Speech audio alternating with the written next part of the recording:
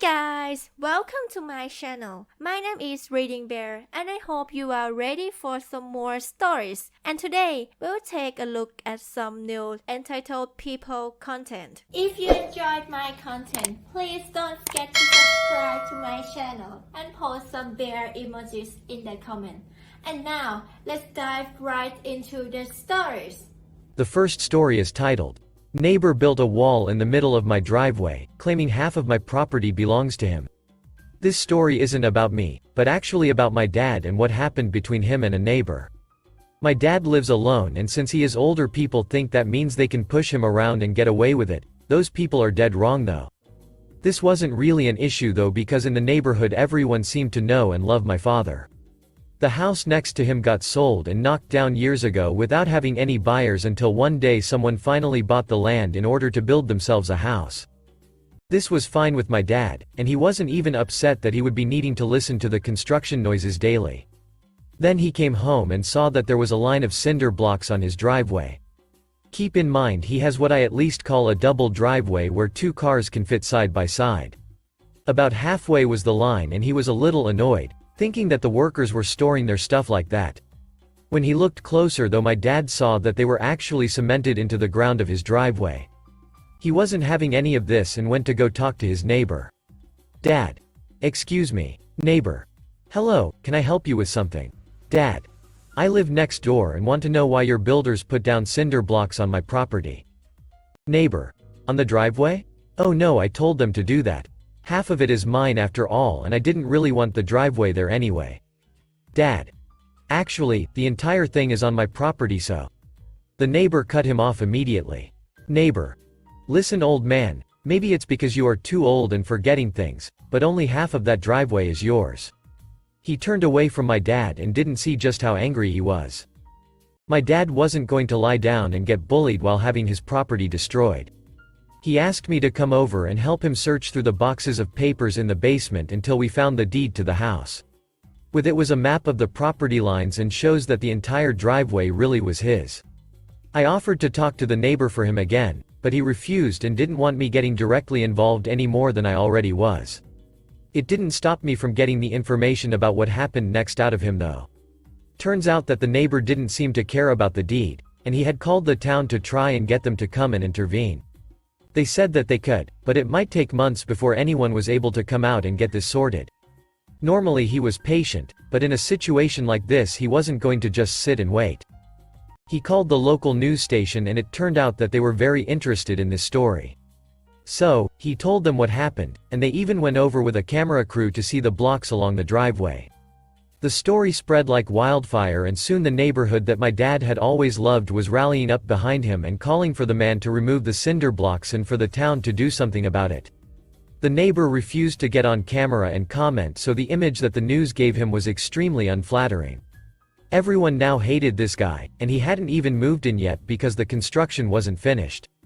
My dad knew that if any of the workers started to try and dig up on his driveway, he would have to call the police for trespassing, but that luckily never ended up happening.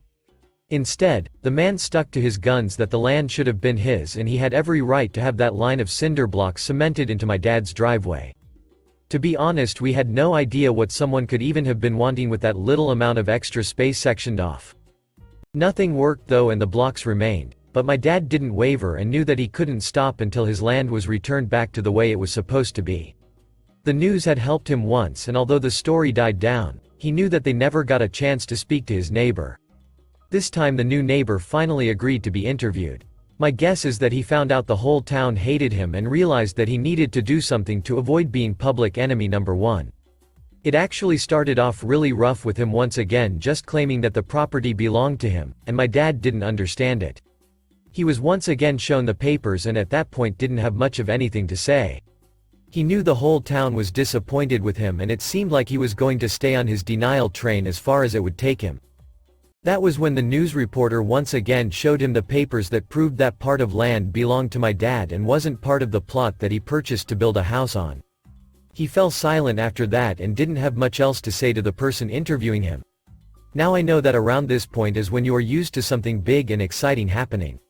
Some kind of sick revenge, or maybe the town finally showing up and forcing him to remove them. Instead, though, what happened was the man actually went up to my dad and started to apologize. He said that when he got the land, he was told his line was there and already had everything planned before my dad showed him the papers. He then went ahead and removed all the cinder blocks and apologized to my dad. Honestly, I am the type of person that likes to get a little revenge for those that have wronged me. My dad wasn't like that at all though. Neighbor removing the cinder blocks was honestly the only thing that he really wanted and didn't want any revenge past that. He wasn't the type to want to get revenge on people, he had just refused to be pushed over by a bully and letting him have his way. It's honestly the thing that I respect most about my father and hope that one day I can actually act like him instead of being the kind of person that just wants to get revenge of everyone that upsets me. Either way, he now has his full driveway and has yet to speak to that neighbor again, but doesn't have any problems with him either, which is the important part. The next story is titled, Neighbor Threatening to Sue After I Didn't Give Him Free Electricity, Citing Implied Contract. Oklahoma. TLDR. Neighbor asks to use my electricity for workmen. I say no. Neighbor sees extension cord on my property and thinks I changed my mind, so he doesn't turn on his own electricity.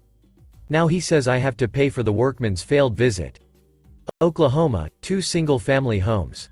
I own mine. Next door is a rent house, recently vacated. Before this I had met the owner once. Monday evening the owner of the house next door came by saying the power is out at his house and he's got a bunch of workmen coming in the morning. He wanted to know if I'd let them run extension cords from my house to power the work they needed to do. I wasn't thrilled about the idea of giving a bunch of complete strangers hired by a near stranger access to my house when I'm not there. My house has no exterior outlets, so at the very least I'd have to give them access to my attached garage, but I'm sympathetic. I asked why the power was out. He said he always turns off the power to vacant rental houses to save money. As this wasn't an emergency so much as him wanting me to give him free electricity, I politely declined. He seemed surprised but took it well and left. I keep an extension cord sticking out from under my garage door for Christmas lights, electric yard tools, etc. It's always there, but it's not always plugged in. It happens to not be plugged in right now. Tuesday no workmen had arrived when I left for work, and they'd all left by the time I got home. Everything appeared normal. Tuesday evening the guy shows back up, and this time he's furious. Said I played a dirty trick on him, that the workmen all charged him for coming out even though they couldn't do work with no power, and that I owe him the $550 they charged him. According to him, he came by Tuesday morning to turn the electricity on but saw the extension cord poking out from under my garage door. He decided that I had changed my mind and set out the cord to communicate that, and therefore didn't turn on his electricity. He claimed that my leaving the cord out constituted an implied contract that I would give him electricity, that my failure to provide him with the promised electricity is a tort and that I must put him right by paying the outcall fee the workman charged him. I politely refused, citing my refusal the night before when he asked. He said that that was before I decided to play a dirty trick on him, that I owe him $550, and if I don't pay, he'll see me in court. I told him I didn't owe him anything, bade him good evening, and closed my door. He rang the doorbell a couple of times, but I ignored it and he left. This is ludicrous, right? I know that the vast majority of times people threaten to sue they don't go through with it, but if he does this will be fairly open and shut, won't it? Implied contract sounds like a crock since my NAL brain thought intent to enter into a contract was a baseline requirement. If this goes to court, can I just tell the judge, I told the guy he couldn't use my electricity? Or will I have to prove that I always keep the cord poking out from under the garage door? I checked the street view history on Google Maps, but the resolution is so low it actually looks like there isn't a cord, and I don't know how else to prove I didn't set it out that night like he claims. Update. And now the thrilling conclusion. Absolutely nothing happened. Just like you guys said. I haven't seen him since the night he made the threats, and to my knowledge he only even visited the house once. It took forever to rent the place out again, probably because he didn't list the rental anywhere I could find online, and he had only a comically tiny for rent sign in the yard. I thought he was too cheap to pay the listing fee for Zillow or Apartments.com, but it's apparently free to list rental properties on those sites when you just have a couple of houses like this guy. Maybe he was too cheap to even look into it. The dude must have finally found somebody because a new family moved in about 10 days ago. I baked them cookies last night, and I've tried to take them over and introduce myself 3 times so far, but they're not answering the door even though they are obviously home. I think I'll try one more time, and if they're not interested in baked goods, I know my coworkers will be tomorrow.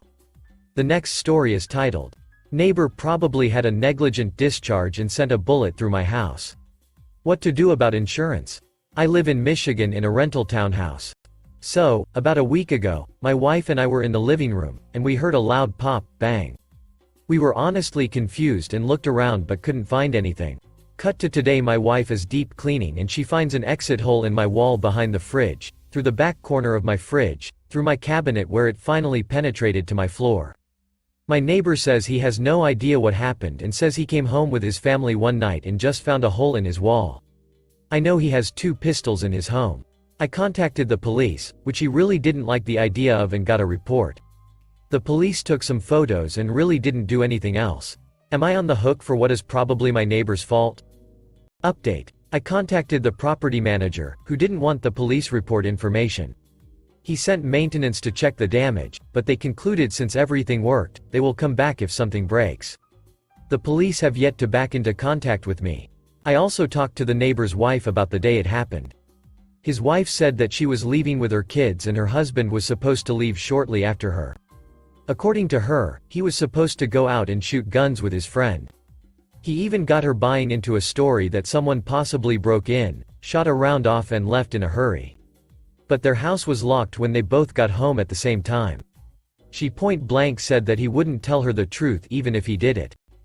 The next story is titled, Real Estate Lawyer Neighbor Trying Adverse Possession on Half Our Backyard? Seattle, Washington. My partner and I purchased our first home less than a year ago and have begun to notice strange behavior from our neighbors as we have done work to maintain our hillside, which is adjacent to a driveway easement that they use. All of which is clearly documented as being on our property. The previous owner did not do much maintenance on that hill and our neighbors hired a gardener, planted ferns, a tree, and a large lawn sculpture on it some unknown time before we moved in.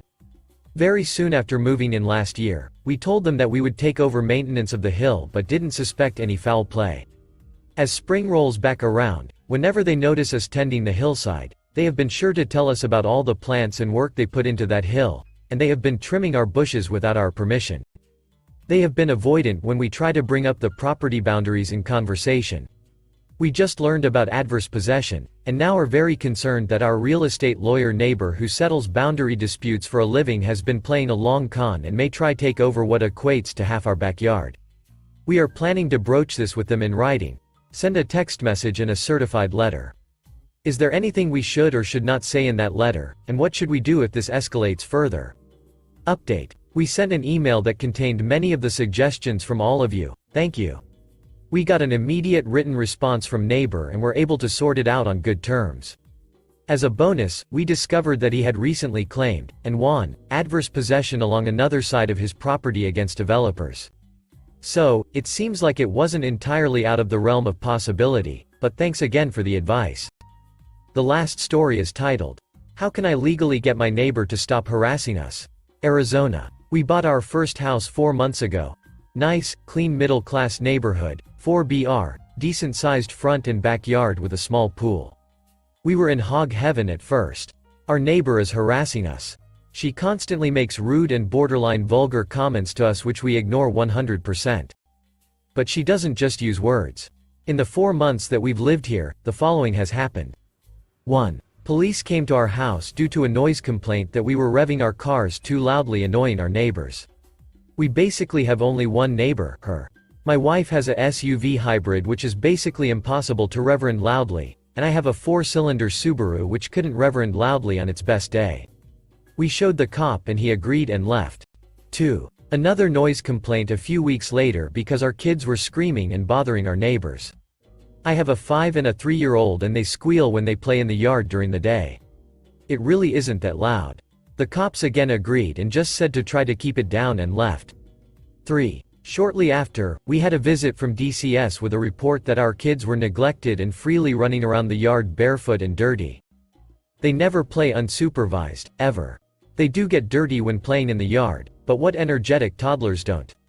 We were investigated for nearly 2 months with a couple of visits, until the investigation was closed. 4. Cops came again with reports of scantily clad women frequently coming to the house, followed by men visiting because evidently, we were of running prostitutes. My sisters and brother visit all the time and frequently come one following the other.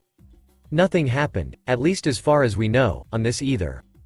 5. Last week we had a visit from the police animal abuse unit that there were reports of us training fighting dogs. We have a beagle. A very mild-mannered one who rarely barks and is extraordinarily friendly. I know it is my neighbor who has been reporting us. She made a comment to me several weeks ago when I was outside playing with my kids that it would serve me right to have my kids taken away. She has also made various comments admitting to reporting us to the authorities. Last evening, her mid-20s grandson knocked on our door and told me that if the harassment of his grandmother didn't stop that I would regret it, and then left. I have no idea what he, or she, is talking about, as we have adopted a 100% ignore attitude to her frequent borderline vulgar comments made to us and our kids. Can we get a restraining order stopping any further complaints and/or threats? It is really getting tiresome. Update. Wow. I had no idea that this post would blow up the way it did. Thanks for all of the answers and thank you for the advice. But I really don't have much new regards to my situation, just more questions. I got a hold of the old owners and asked them about the neighbor. I guess she had problems with them as well, but none that included any law enforcement or governmental agencies. They were surprised that she had escalated with us. They had similar run-ins with the grandson though about how they need to stop harassing his grandmother, though they denied doing anything at all to her. She wasn't the main reason they moved, but he did admit that she was a part of it. Even though we have no interest whatsoever in suing or anything, was there a duty to disclose by the sellers prior to the sale to tell us about the problems with the neighbor?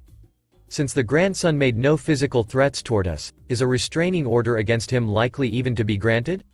We have an appointment next week with an attorney recommended to us. Hopefully a cease and desist letter will stop her behavior. The old owners said they just ignored it until they got so sick of it, it became one of the reasons why they moved. If the lawyer letter doesn't work, hopefully he can help us work through getting the proper restraining order filed against her and her grandson, and possibly file complaints with the authorities against her repeated false complaints against us.